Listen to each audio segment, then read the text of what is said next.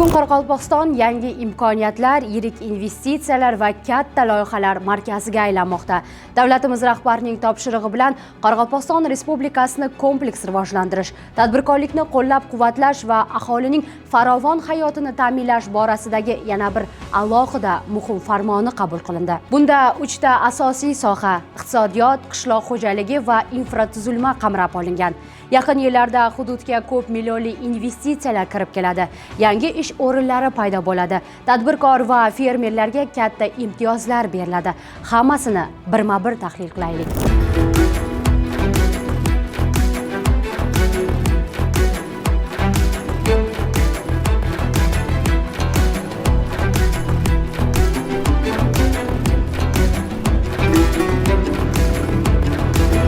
Bundan bir necha yil oldin Qoraqalpog'istonda tadbirkorlar soni kam, biznesni rivojlantirish uchun imkoniyatlar yetarli emas edi. Bugun hammasi boshqacha. Yangi korxonalar, ish o'rinlari ochilmoqda. Rivojlangan infratuzilma, investitsiyalar, tadbirkorlarni qo'llab-quvvatlash dasturlari orqali odamlar o'z g'oyalarini amalga oshirish imkoniyatiga ega bo'lmoqda. Endi biznes yuritish yanada osonlashadi. Qanday imtiyozlar kutilmoqda?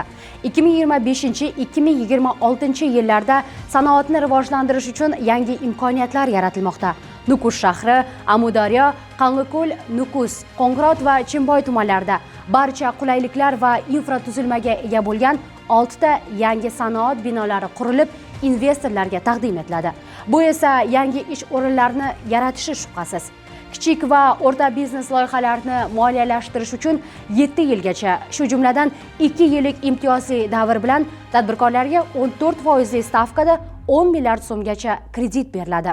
Ayni usul farmon, revolyutsion farmon sifatida ko'zqaraspен aytsak da bo'ladi. Qoraqalpog'iston Respublikasi Ministerlik kengesine Nukus qalasına 500 ming AQSh dollar ekvivalentinde investitsiya kiritgan ispermenlerge, Amudaryo, Nukus rayoni, Qo'ng'irot ham Xo'jayli rayonlarida 300 ming AQSh dollar ekvivalentinde investitsiya kiritgan ispermenlerge, ham boshqa rayonlarga 100 ming AQSh dollari ekvivalentinde investitsiya kiritgan ispermenlerge to'g'ridan to'g'ri Qoraqalpog'iston Respublikasi Ministerlik kengesining tiyisli qarori bilan yer ajratiluv masalasini kiritiluvi, bundan tashqari 60 million dollar atrofida kredit qarjilarining beriluvi, 14% kredit deganning o'zi sirt el tajribalarning qatorida ko'rib chiqsaq da, O'rayliq bankning qayta qarjilantirish stavkasidan yerlik so'mning teng stavkada beriluvining o'zi sirt el tarixida da ulkan bir жаңалық деп есептесек болады. Farmonдағы жеңілдіктер 2025-2027 жыл аралығында берілуі назарда тұтылған.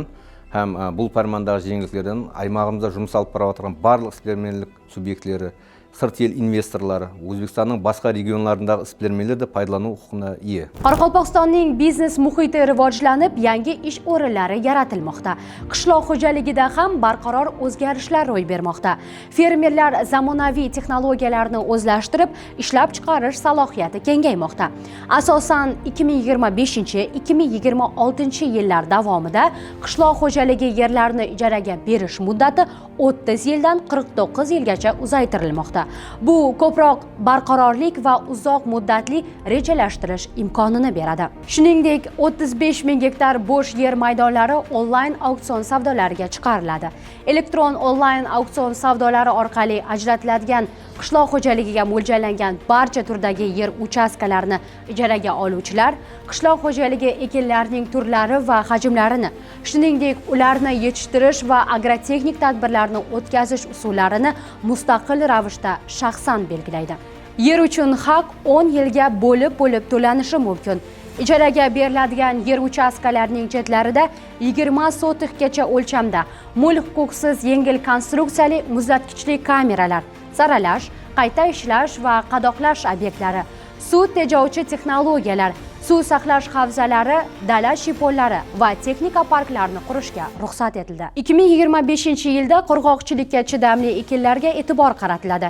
Fermerlarga zamonaviy agrotexnologiyalar o'rgatiladi. 10 ta tumanda ko'rgazmali ekin maydonlari tashkil etiladi. Fermerlarni qo'llab-quvvatlash maqsadida kunjut va mosh yetishtirish uchun davlat tomonidan garovsiz imtiyozli kreditlar ajratiladi. Xo'jayli tumanida 2025-yil 1-mayga qadar chorvachilikka texnik xizmat ko'rsatish markazlari tashkil etiladi. Fermerlarga 44 turdagi chorva texnikasi yillik 14% stavkada 10 yil muddatga lizingga beriladi. Qoraqalpog'iston qishloq xo'jaligidagi bu yangi imkoniyatlarga mutaxassislar fikri qanday? Бұл farmanдағы айрықша фермерлерді қуандыратын нәрсе, бұл дақылларды фермерлердің өзінің еркін таңлауы һәм еркін жайластырылуы. Бұл фермерлер үшін үлкен нәтижелерге алып келеді, себебі дарамат табу үшін фермердің өзі экспортқа шығатын дақылларды өздері таңлап алу керек. Оның базарын тауып алу керек. Міне соған қарап дақыллар таңланады. Ондан кейін әрбір фермер өзінің жерінің жағдайын, бал бонитетін, су жолларын, әммесін қайсы дақылды қайсы атызға егу керек. Міне фермерлердің өзіне қойып берсек, міне әммесінің тикары бірінші рет дақылды таңлау, екінші рет оны жайластыру. Фермерлердің тікелей өзінің еркіндігін берілсе, фермерлер демде аяғына тұрып кету мүмкіншілігіне ие. Фарманда және көрсетілген жер хақысын 10 жылға ұзайттырып төлеу. Мәселен, жерді аукционнан, онлайн аукционнан алғаннан кейін, ол алған жарашының бірден төлеу мүмкіншілігі болмауы мүмкін. Финансылық жағдайы төмен болуы мүмкін. Міне осыларды есапқа алып, фарманда 2 жыл, 3 жылдан кейін жараға алынған жерлер өнім беріп басылайды. Міне осы өнім беріп басылағаннан кейін бұл басқышпа басқыш 10 жылға тең үлесте бөліп беріп, міне 10 жылға төлеуге бұйырды фермерге және де жеңілдік берілген. Agrar soha rivojlanayotgan bir paytda sifatli infratuzilmaga ehtiyoj paydo bo'ladi.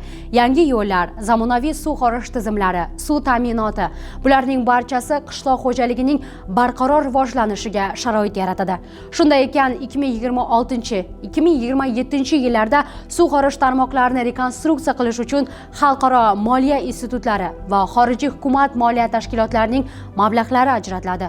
Nukus tumanidagi Bo'zotoq kanalining 46 km, Qarao'zak tumanidagi Yesim O'zak kanalining 69 km qismi rekonstruksiya qilinadi. Suv ta'minotini yaxshilash uchun 2025 yil yakuniga qadar Qoraqalpog'iston Respublikasiga 5 zemsnaryad olib kelinadi.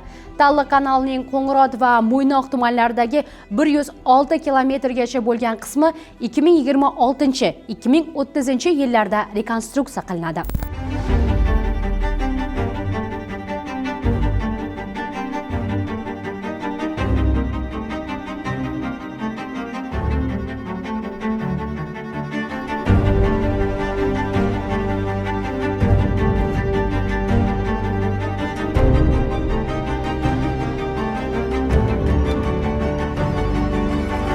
Kanallarda betonlamamız бұл бірінші басты мақсат.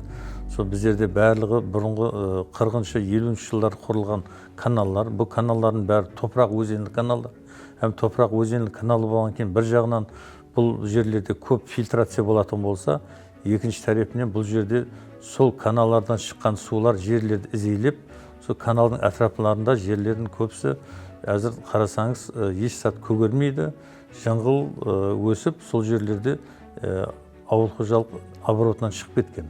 Егер де сол каналдардың бәрі бетонланса, бұл жерде тек қана бұл судың жоғалтудың алдын алу емес, әтрапта сол неше мың гектар жерлер оборотқа кіреді. Бұл жұмыстардың бәрі іске асыруменен біздерде сол ең ауыр аймақтар, Мойнақ районы, Қараөзек районындағы ең ауыр аймақтарға суды жеткеруі, су таминатын жақсыланады. Бұл әпуай халқымыздың тамарқаларына, диханланыпсың жерлеріне кепілді су баруы тәмеленеді.